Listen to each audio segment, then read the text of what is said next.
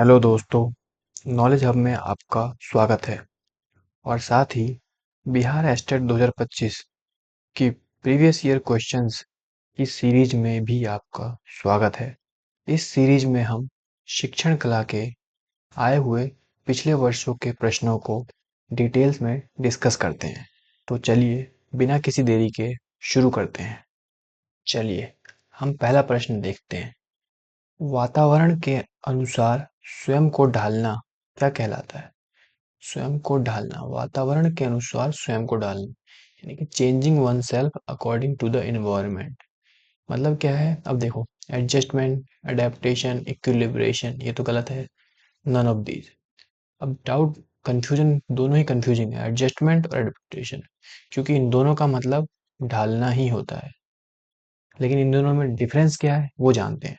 Adjustment का मतलब होता है ढालना, लेकिन शॉर्ट टर्म के लिए, और अडेप्टेशन का मतलब होता है लॉन्ग टर्म के लिए। एडजस्टमेंट जैसे हम बोलते हैं कि एडजस्ट कर लेंगे, चलो आज एडजस्ट कर लेंगे, चलो 2 दिन की बात है, हम एडजस्ट कर लेंगे, तो ये क्या है? ये शॉर्ट टर्म है, 1-2 दिन के लिए एडजस्ट कर लिया, 1 हफ्ते के लिए, 1 महीने के लिए। और लॉन्ग टर्म का क्या है?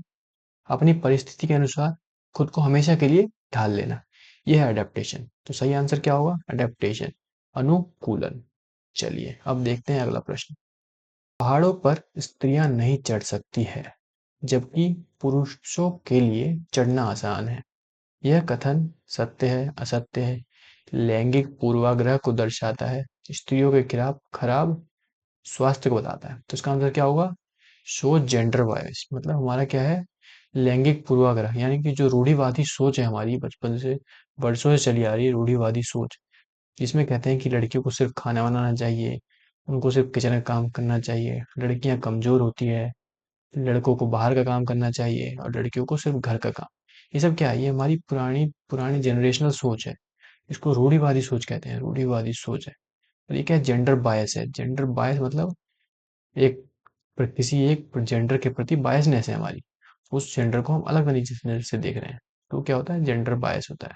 ठीक है, तो सही आंसर क्या होगा? शो जेंडर बायस, या फिर लैंगिक पूर्वाग्रह को दर्शाता है। ठीक है, चलते हैं अब हम अगले प्रश्न के लिए। भिन्न भिन्न पृष्ठभूमि वाले बच्चों को उचित समावेशन हेतु इनमें से क्या महत्वपूर्ण है? यानी कि जो अलग अलग बैकग्राउंड के जो बच्चे हैं, उनका प्रॉपर इंक्लूजन करना है, तो उसको इंक्लूजन करने के लिए इम्पोर्टेंट क्या है? स्कूल में, क्लास में हम चाहते हैं कि सभी बच्चे घुल मिल कर एक साथ रहें, अलग अलग बैकग्राउंड के। तो उसके लिए क्या जरूरत है?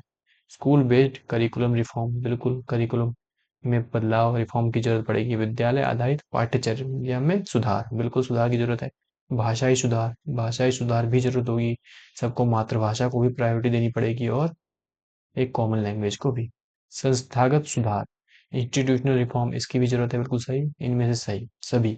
तो देखो, जैसे ही हमारे पास इनमें से सही है, फिर ऑल ऑफ द आता है ना, तो उसमें 80% चांस तो होते हैं कि ये सही हो जाए, लेकिन फिर भी 20% चांस होते हैं कि गलत हो जाए, इसलिए चारों ऑप्शन पढ़ने चाहिए।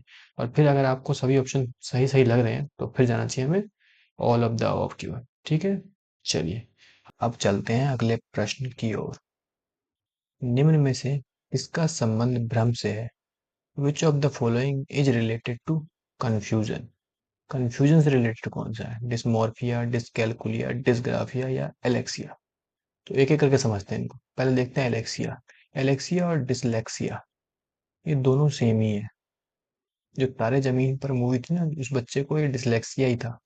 और एलेक्सिया, अब इन दोनों को समझते हैं। इन दोनों में क्या है कि बच्चे की जो है रीडिंग एबिलिटी है, रीडिंग, राइटिंग और स्पेलिंग की, उन सब में उसको दिक्कत होती है, कंफ्यूजन होती है। जैसे बी के बदले डी लिख दिया, बैट सुना तो भी बैट नहीं, डैट लिख दिया, ऐसे सिमिलर वर्ड में कंफ्यूजन होती है। तो दोनों ही सेम है, लेकिन फर्क क्या है फिर दोनों में? फर्क ये है कि एलेक्सिया होता क्यों है? ये होता है ब्रेन डैमेज की वजह से। जब किसी का बाद में ब्रेन डैमेज हो जाए कभी, तो उस कारण ये सब दिक्कत आती है उसको। और डिसलेक्सिया क्या है? ये चीज उसमें बचपन से होती है। तो इनका सोर्स जो है वो अलग अलग है, लेकिन जो इफेक्ट है दोनों का वो सेम ही है। ठीक है, ये होता है एलेक्सिया और डिसलेक्सिया। अब डिसग्राफिया, डिसग्राफिया क्या है? ये राइटिंग, राइटिंग में जब आपको दिक्कत होती है, राइटिंग डिसऑर्डर जब होता है, तो होता है डिसग्राफिया। डिसकैलकुलिया, नाम से पता चल रहा है, कैलकुलेशन, कैलकुलेशन में जब कैलकुलेशन डिसऑर्डर जब होता है, तो होता है डिसकैलकुलिया। अब देखते हैं डिस्मोर्फिया, ये थोड़ा अलग सा है। अब इसमें क्या है, ये मेंटल मेंटल हेल्थ से रिलेटेड है। इसमें क्या है, अपीयरेंस, कोई अपने अपीयरेंस को लेकर बहुत ज्यादा ऑब्सेस हो जाता है और अपनी छोटी छोटी चीजों को भी बहुत बड़ी बड़ी गलतियां मानने लगता है, अपने बॉडी की अपीयरेंस को, और हर चीज को बहुत नोट डाउन करने लग जाता है और दूसरों से कंपेयर करता है। तो वो ये कंडीशन होती है डिस्मॉर्फिया। इसमें क्या है, मेंटल हेल्थ बहुत ज्यादा डिस्टर्ब हो जाती है। जब आप खुद को भर दिन कंपेयर करोगे किसी से, अपनी गलतियां निकालोगे, तो ऑब्सेस हो जाओगे खुद से, और इसी ये क्या है, धीरे धीरे कंफ्यूजन वाले स्टेट की ओर ले जाता है इंसान को, और लोग सुसाइडल टेंडेंसी भी डेवलप कर लेते हैं। तो इसका बेस्ट पॉसिबल आंसर तो यही है इन चारों में से, वैसे देखा जाए तो। लेकिन जो कंफ्यूजन के रिलेटेड जो डिसऑर्डर होता है, उसका बेसिकली नाम होता है डिलीरियम। डिलीरियम या फिर डिमेंशिया, जो आगे जाके क्या बन जाता है, अल्जाइमर बन जाता है, जिसमें भूलने की बीमारी लग जाती है। तो बेसिकली राइट आंसर तो ये होना चाहिए था, लेकिन इन चारों में जो बेस्ट पॉसिबल आंसर है वो डिस्मॉर्फिया है। ठीक है, तो ये भी आपको ध्यान रखना है कि हमेशा आपको बिल्कुल एग्जैक्ट या करेक्ट आंसर नहीं मिलेगा। आपको इन चारों ऑप्शन में से जो बेस्ट पॉसिबल आंसर लगता है, वो भी कई बार सेलेक्ट करना होता है। ठीक है, चलिए अब चलते हैं अगले प्रश्न पे। इनमें से कौन पिछड़े बालकों की समस्या में शामिल नहीं है, यानी कि विच of the following is not involve in the problem of backward children. अब प्रॉब्लम होती है बैकवर्ड चिल्ड्रन, पिछड़े हुए बच्चों की बहुत सारी समस्याएं होती है। अब उनमें से कौन सी ये समस्या नहीं है, नोट पर ध्यान रखना। और नोट जब भी मिले तो गोला लगा लो, क्योंकि इसे ढूंढना है हमें। हमें कई बार सही आंसर ढूंढ के टिक लगा देते हैं। अब देखो, सीखने में निराशा का अनुभव बिल्कुल समस्या है ये बच्चों की। सीखने की धीमी गति, ये भी समस्या है बच्चों की। सामाजिक कार्यों के प्रति तत्परता, ये तो अच्छी बात है, ये कोई समस्या थोड़ी है। अगर कोई बच्चा सामाजिक कार्य करने के लिए बहुत उत्सुक है, तत्पर है, तो ये अच्छी बात है। व्यवहार संबंधी समस्याओं की अभिव्यक्ति, यानी कि एक्सप्रेशन ऑफ बिहेवियर प्रॉब्लम्स, यानी कि व्यवहार संबंधी समस्या भी है, तो ये भी समस्या है एक। तो समस्या कौन सी नहीं है ये, क्योंकि ये तो अच्छी बात है। सामाजिक कार्यों के लिए तो हमेशा हमें हमेशा तत्पर रहना चाहिए। ठीक है, तो ये हो गया आंसर। चलिए अब चलते हैं अगले प्रश्न पे। किंडरगार्टन प्रणाली क्या है। अब इसका फोकस देखना है हमें। किंडरगार्टन सिस्टम कक्षा अध्ययन पर केंद्रित होता है, खेल के माध्यम से सीखने पर बल देता है, स्वयं करके सीखने पर आधारित है, या उपयुक्त सभी। अभी जैसे मैंने बताया था कि जब उपयुक्त सही है, ऑल ऑफ द अबव आ जाए तो क्या होता है, 80% चांस तो यही है इसके ही सही होने के, 20% चांस फिर भी इसके कई बार गलत होने के भी रहते हैं। लेकिन फिर भी हम इसको पढ़ लेते हैं पहले पूरा अच्छे से, फिर करेंगे इस क्वेश्चन को। किंडरगार्टन, ये जब pre school education, pre school मतलब स्कूल, स्कूल फॉर्मल स्कूल कहाँ से स्टार्ट होता है, एक से लेके, तो इससे पहले जो है वो होता है प्री स्कूल। जैसे नर्सरी, एलकेजी, यूकेजी, ये सब क्या होता है, ये होता है प्री स्कूल। इसमें क्या होता है, ये डिजाइन किया है बच्चों के लिए, किन बच्चों के लिए, जो 3 से लेके 5 तक होते हैं। मतलब 5 साल में तो पहली में आता है वो, उससे पहले जो बच्चा है ना, उनके लिए है pre school.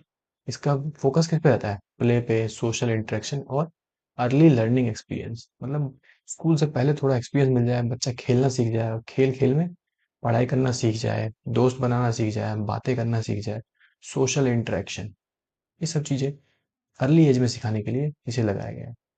It is a transitional period. Transition मतलब एक ट्रांजिशन का पीरियड है between home and formal education. मतलब पहले बच्चा क्या है, घर में रहता था और घर से सीधा पहली क्लास के लिए एजुकेशन में जाता था। अब उसके बीच का एक ट्रांजिशन पीरियड है कि बच्चे को धीरे धीरे स्कूल की आदत लगा दी जाती है। अब धीरे धीरे थोड़ा 1-2 घंटे के लिए रखते हैं, 3-4 घंटे के लिए, इस तरह से ये किसमें रखते हैं, ये प्री स्कूल में रखते हैं, ताकि वो फॉर्मल एजुकेशन के लिए रेडी हो जाए और ऑलरेडी पहले से उसका एक्सपीरियंस बना रहे। लेइंग अ फाउंडेशन, इससे क्या होता है, फाउंडेशन बन जाता है इस बच्चे को, कि बच्चे को ऑलरेडी आदत है घर से बाहर जाने की, तो पहली दूसरी क्लास में उसे बाद में एडजस्ट करने में दिक्कत नहीं होगी। अब इसके की फीचर्स देख लेते हैं। प्ले बेस्ड लर्निंग है, जैसे हमने बात की, खेल खेल में पढ़ाओ। सोशल एंड इमोशनल डेवलपमेंट, जब आप बच्चों के बीच में रहोगे बहुत सारे, तो सोशल डेवलप भी होगा और इमोशनल भी होगा। अर्ली लिटरेसी एंड न्यूमरेसी, बच्चे को क्या है, गिनती और नंबर थोड़ा पहले सिखा दिया जाता है। पेन पकड़ना सिखा देते हैं, पेंसिल पकड़ना सिखा देते हैं। स्ट्रक्चर्ड लर्निंग, जो स्ट्रक्चर है लर्निंग का, उसमें बच्चा पिछड़ेगा नहीं। अब जो बच्चा नर्सरी केजी से पढ़ के आया है और जो सीधा पहली में आया है, उन दोनों के स्ट्रक्चर ऑफ लर्निंग में फर्क होगा। ये बच्चा नर्सरी से बहुत कुछ सीख चुका है और ये पहली क्लास से सीखना शुरू करेगा, तो इन दोनों में फर्क हो गया ना। और ट्रांजिशन टू फॉर्मल एजुकेशन, जहाँ हमने बात की कि घर से सीधा पहले स्कूल जाते थे, अब क्या है, बीच में प्री स्कूल आ गया, ताकि उसको थोड़ी आदत लग जाए बाहर की। ठीक है, चलिए अब चलते हैं क्वेश्चन पे। अब देखिए, कक्षा अध्ययन पर केंद्रित होता है, यानी कि क्लासरूम स्टडी पे है, बिल्कुल सही बात है। खेल के माध्यम से सीखने पर बल देता है, बिल्कुल सही है।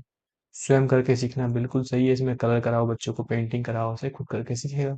सही आंसर क्या हुआ? D, all of the above. चलिए, अब देखते हैं अगला प्रश्न। सूक्ष्म शिक्षण यानी कि माइक्रो टीचिंग किस दक्षता पर केंद्रित है, यानी कौन सी skill focuses on the competency over.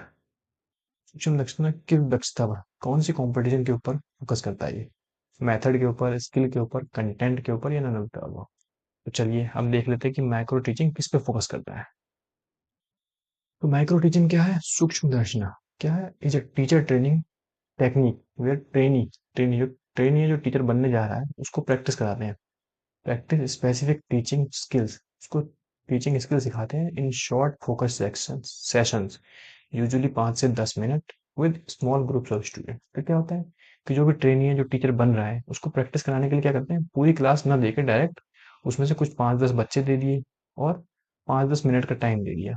अब उसमें क्या है, जो अपनी टीचिंग स्किल है वो इनको पढ़ाएगा शॉर्ट फॉर्म में, बड़े लेक्चर को छोटा करके, और अपनी टीचिंग जो स्किल है उसको और बेहतर बनाएगा। इसके लिए माइक्रो टीचिंग की जाती है। It is a controlled environment. Control environment मतलब 5-10 बच्चों को एक अलग जगह बिठा के जिस एनवायरनमेंट को हम कंट्रोल कर रहे हैं, तो ये हो गया controlled environment that allows teacher to experiment. अब इस एनवायरनमेंट में क्या कर सकता है, वो एक्सपेरिमेंट कर सकता है, जिस तरीके से पढ़ाना है वो चेक कर सकता है, ये तरीका सही है या दूसरा तरीका सही है। रिसीव फीडबैक, इसमें उसको फीडबैक भी मिल जाएगा तुरंत के तुरंत कि इसने सही पढ़ाया नहीं पढ़ाया। बच्चों से पूछ सकता है कि हाँ कैसा लगा बच्चों, और क्या क्या बदलाव कर सकते हैं। और रिफाइन मतलब बेहतर, अपनी टीचिंग मेथड को और बेहतर कर सकता है before applying them in a larger classroom. अब ये क्या है, पहले इसने अपनी स्किल को बेहतर कर लिया, अब क्या करेगा वो, इस स्किल को पूरी बड़ी क्लासरूम में अप्लाई करेगा। तो ये माइक्रो टीचिंग है। इसमें क्या एस्पेक्ट है देख लेते हैं। शॉर्ट फोकस सेशन रहते हैं, बिल्कुल सही है। स्मॉल ग्रुप सेटिंग रखते हैं, प्लान एंड रीप्लान। पहले क्या है, टीचर प्लान करेगा इन 5-10 बच्चों को पढ़ाने के लिए, फिर उसे फीडबैक मिलेगा, इनसे फीडबैक लेगा, फिर उसके बाद दोबारा रीप्लानिंग करेगा और फिर पढ़ाएगा। स्किल डेवलपमेंट, तो इन सबसे क्या होगा, मोस्ट इंपॉर्टेंट क्या है, स्किल डेवलप होगी, टीचिंग स्किल डेवलप होगी। रियल टाइम फीडबैक, आपको तुरंत के तुरंत फीडबैक मिल जा रहा है, 5-10 बच्चे हैं तुरंत बता देंगे आपको ये दिक्कत है ये नहीं है।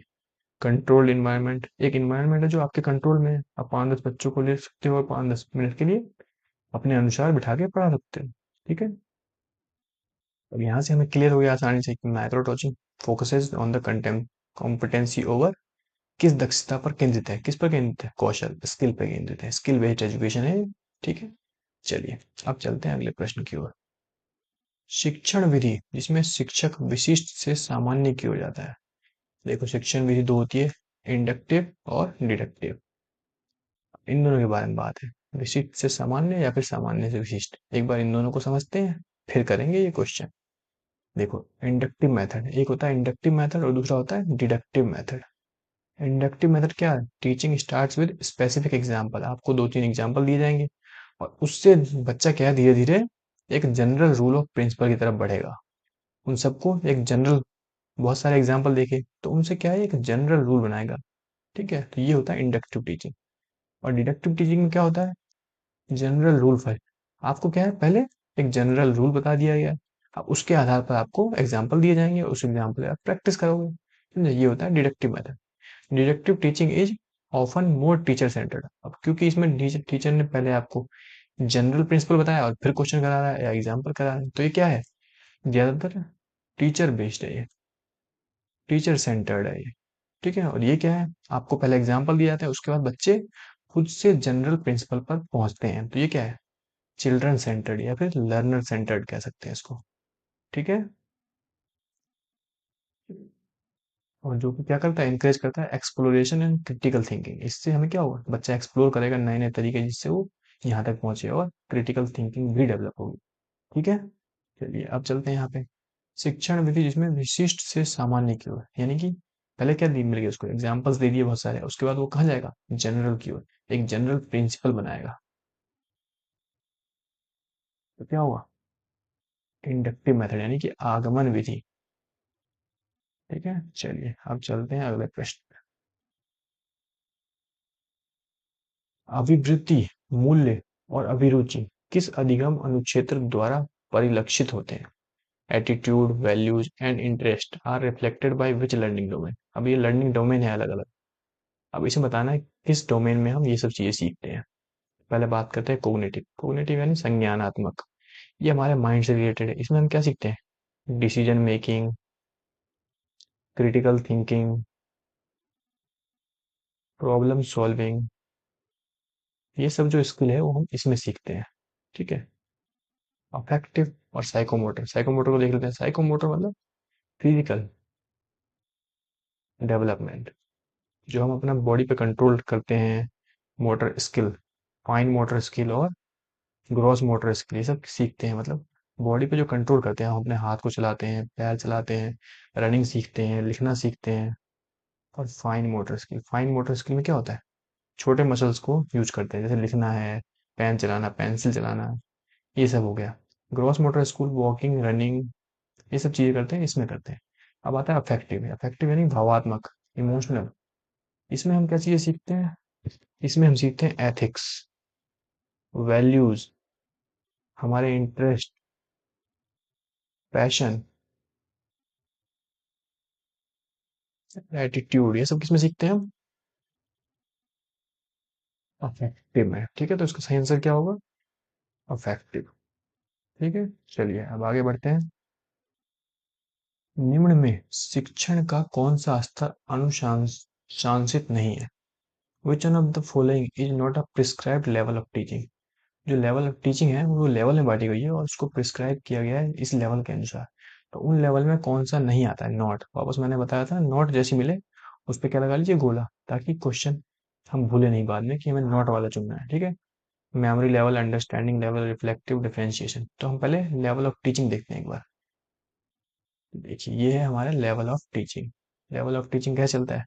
मेमोरी लेवल से चलते हैं, फिर अंडरस्टैंडिंग लेवल और रिफ्लेक्टिव लेवल। इसमें बच्चा लेस थॉटफुल होता है, फिर थॉटफुल इंक्रीज होता है थोड़ा, और इसमें रिफ्लेक्टिव लेवल में मोर थॉटफुल हो जाते हैं बच्चे, क्योंकि रिफ्लेक्ट कर रहे हैं अपने एक्शंस पे, हम रिफ्लेक्शन डाल रहे हैं।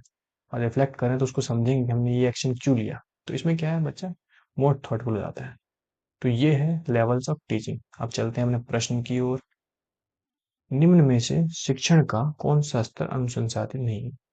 Not a prescribed level of teaching. तो कौन सा नहीं है? मेमोरी लेवल भी है, अंडरस्टैंडिंग लेवल भी है, रिफ्लेक्टिव लेवल भी है। तो क्या होगा? Differentiation level. ये लेवल नहीं है तो ये होगा आपका सही उत्तर। चलिए, इसी के साथ वीडियो का अंत। Thank you for listening. और आशा करते हैं कि आपको सब कुछ समझ में आया होगा और ये क्लास आपको हेल्पफुल लगी होगी। इसी तरह की और भी इंफॉर्मेटिव क्लासेस देखने के लिए हमारे चैनल को लाइक करें, शेयर करें और सब्सक्राइब करें। चलिए, इसी के साथ धन्यवाद और मिलते हैं आपसे अगली वीडियो में।